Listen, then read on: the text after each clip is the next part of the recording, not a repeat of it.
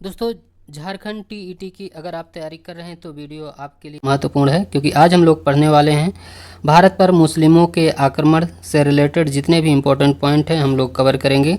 दोस्तों, स्टार्टिंग में थोड़ा बैकग्राउंड है, इसके बाद फिर आपको अरब, गजनवी और गोरी के बारे में इम्पोर्टेंट पॉइंट बताए जाएंगे। तो सबसे पहले देखेंगे पैगंबर हजरत मोहम्मद का जन्म 570 ईस्वी में हुआ था। और पैगंबर मोहम्मद के विषय में सही कथन आपको बताना है। तो पैगंबर मोहम्मद ने एक ही ईश्वर की प्रार्थना करने का उपदेश दिया था। पैगंबर मोहम्मद के मतावलंबियों ने के एक ही समुदाय की सदस्यता का उपदेश दिया था। पैगंबर मोहम्मद भाषा एवं संस्कृति से अरब के थे। पैगंबर मोहम्मद साहब के कथन व कार्य क्या कहलाते थे? तो इसे हदीस कहते थे।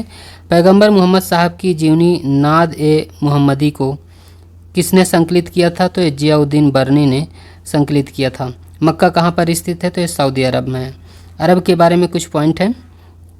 भारत के लोगों का इस्लाम से संपर्क सबसे पहले किस प्रकार हुआ? तो मालाबार समुद्र तट पर अरब व्यापारियों के आने पर। भारत पर सर्वप्रथम मुस्लिम आक्रमण किसके द्वारा किया गया था? तो अरबों द्वारा आक्रमण किया गया था। भारत पर पहला मुस्लिम आक्रमण किस वर्ष हुआ था? तो 712 ईस्वी में हुआ था। भारत में प्रथम मुस्लिम आक्रमणकारी कौन था? तो मोहम्मद बिन कासिम था। मोहम्मद बिन कासिम द्वारा सिंध की विजय का प्रारंभ हुई 712 ईस्वी में। मोहम्मद बिन कासिम के प्रमुख अभियान कौन थे? तो अभियान थे देवल, नीरून, सेहवान, ताहिर, ब्राह्मणवाद और अरोर और मुल्तान। 712 ईस्वी में अरबों ने सिंध पर आक्रमण किया, तो वे अपने साथ कौन कौन से खतरनाक हथियार लाए थे? तो नापता और मंजनीक हथियार अपने साथ लाए थे। अरबों की सिंध विजय का उल्लेख किस ग्रंथ में मिलता है? तो इसका वर्णन मिलता है चचनामा में मिलता है। चचनामा सिंध इतिहास और मूल रूप से किस भाषा में लिखा गया था? तो ये अरबी भाषा में लिखा गया था। चचनामा पूर्व मध्यकालीन भारत के किस प्रदेश के इतिहास का वर्णन करता है? तो ये सिंध का करता है। अरबों के आक्रमण के समय सिंध पर किसका शासन था? तो ये दाहिर का शासन था। सिंध के राजा दाहिर की मृत्यु के बाद उसकी विधवा रानी बाई ने वीरतापूर्वक किस दुर्ग की रक्षा की थी? तो रावर के दुर्ग की रक्षा की थी। एक घटना एक परिणाम रहित विजय कथन इस आधुनिक इतिहासकार का अरबों द्वारा सिंध विजय के संदर्भ में लेन पूल का है। 731 ईस्वी में अरबों ने सिंध नदी के तट पर किस नाम से एक नगर स्थापित की थी? उसे महफूजा कहते हैं। किसी एक स्थान को अरब यात्रियों ने स्वर्णग्रह कहा, तो मुल्तान को स्वर्णग्रह कहा। अब हम लोग पढ़ेंगे गजनवी के बारे में। दोस्तों, बहुत ही इंपॉर्टेंट क्वेश्चन है इसमें, वीडियो को स्किप नहीं कीजिएगा, यहाँ से आपके बहुत ही इंपॉर्टेंट क्वेश्चन स्टार्ट होते हैं। गजनी राजवंश का संस्थापक अल्पतगीन था। गजनी राज्य के आधुनिक समय में ये अफगानिस्तान में था। और महमूद गजनवी एक पुत्र था सुबुक्तगीन का। महमूद गजनवी ने भारत पर 17 बार आक्रमण किया था। कौन सा चंदेल शासक महमूद गजनवी से पराजित नहीं हुआ? तो विद्याधर। किसने महमूद गजनवी के हमले के बाद सोमनाथ मंदिर का पुनर्निर्माण किया था? तो भीमदेव प्रथम ने पुनर्निर्माण किया था मंदिर का। सोमनाथ पर महमूद गजनवी के आक्रमण के समय चालुक्य सोलंकी वंश का गुजरात में शासक भीम प्रथम ने। महमूद गजनवी ने सबसे पहले किसे हराया था? तो सबसे पहले जयपाल को हराया था। किस हिंदू शाही शासक ने स्वयं द्वारा प्रज्वलित चिता में कूदकर आत्मदाह कर लिया था? तो जयपाल ने। महमूद गजनवी के आक्रमण के समय हिंदू शाही राज्य की राजधानी उद्भांड थी, उद्भांडपुर। महमूद गजनवी को परास्त करने हेतु राजपूत शासकों के संघ का नेतृत्व किया था आनंदपाल ने। महमूद गजनवी के आक्रमण के समय दिद्दा कहाँ की रानी थी? तो कश्मीर की रानी थी। सुल्तान महमूद गजनवी ने 1008 ईस्वी में अपने कौन से आक्रमण में मथुरा और कन्नौज के मंदिरों को लूटा और ध्वस्त किया? तो 12वें आक्रमण में। महमूद गजनवी के आक्रमण के समय मथुरा का शासक कौन था? तो कुलचंद्र था। सुल्तान महमूद के भारत विजय का मुख्य उद्देश्य धन संग्रह था। भारत पर महमूद गजनवी के आक्रमण के समय कौन सा समुदाय भारत के तत्कालीन राज्यों के शासकों को सूचित करता है? तो जयपाल, फतेह दाऊद और महिपाल। महमूद गजनवी के दरबारी विद्वान कौन थे? अलबरूनी, उतबी, फराबी, उजरी, तुसी, बहाकी, उनसिरी और फिरदौसी। महमूद गजनवी का दरबारी इतिहासकार कौन था? तो उत्वी था। तारीख़ यामनी का लेखक उत्वी है। शाहनामा का लेखक फिरदौसी किसके दरबार से संबंधित है? तो महमूद गजनवी के दरबार से। किसे फ़ारसी का होमर कहा गया है? तो फिरदौसी को फ़ारसी का होमर कहा गया।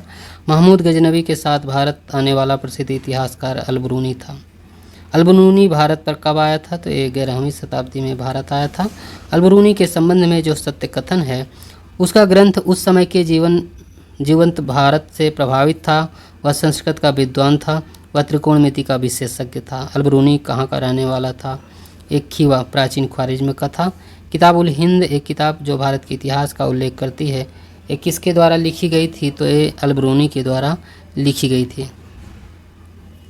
अलबरूनी की रचना किताबुल हिंद के विषय में सही कथन है, भारतीय सभ्यता का संवेदनशील अध्ययन है। मुख्यतः भारत की संस्कृति, सामाजिक एवं बौद्धिक इतिहास का अध्ययन है। पुराणों का अध्ययन करने वाला प्रथम मुसलमान अलबरूनी था। हिंदुओं का यह विश्वास कि उनके देश जैसा कोई देश नहीं है, उनके राष्ट्र जैसा कोई नहीं है, उनके राजाओं के समान कोई राजा नहीं है, उनके विज्ञान के समान कोई विज्ञान नहीं है, एक कथन है अलबरूनी का। अलबरूनी के अनुसार अंत्यज कौन थे? तो शूद्रों से भी निम्न लोगों के 8 शिल्पी संघ। ताकीद ए हिंद किसकी रचना है? तो ये अलबरूनी की है। अलबरूनी के अनुसार कुषाणों के उत्तराधिकारी कौन थे जिन्होंने 10वीं-11वीं सदी में उत्तर भारत पर शासन किया था? तो ये हिंदू शाही। महमूद गजनवी ने किसे भारतीय उपमहाद्वीप के विषय में लिखने की जिम्मेदारी दी थी? तो अलबरूनी को दी थी। फतहनामा ग्रंथ संबंधित है, अरबों की सिंध विजय से संबंधित है। गजनवी शासकों के सैन्य संगठन में किस जाति के लोग सम्मिलित नहीं थे?